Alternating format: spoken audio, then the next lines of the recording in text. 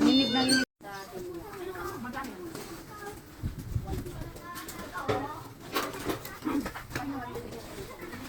Dyan na lang. Kasi nandun yung pera. Pero sobrang dyan.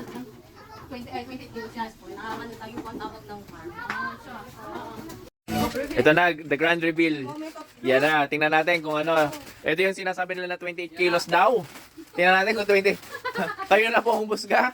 28 kilos daw ito. Tingnan natin. Wow! 28 kilos ba yan? O mas mabigat pa yung JBL 310 ko? Parang. Mas mabigat pa, oh. Yan po. Yan. Wala naman pa ng apple. Apple. Yung magtatagtad na lang yung... Yan. Pero ano talaga siya? Crispy naman. Tarin doon lang doon, oh. Dito sa part na po. Tinanggal yung ano, big deal. Yan. Oh, yan. Oops. Baka maano yung sas na lumpia. Ay, pala na yelo. Yan po ba yung 28 kilos? Buo na buong globo. Bubululin pa eh. Hindi naman yan mabudol. Di ba ganun lang siya, no? Paano? In fairness naman, okay, mukhang okay naman. Ha? No. Yung doon lang medyo. Oo.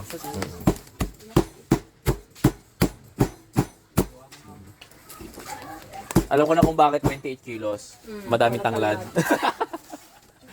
Ano? 10 kilong tanglad. Lahin mo na dyan. Hindi naman. Hindi. O, sa bagay, oh.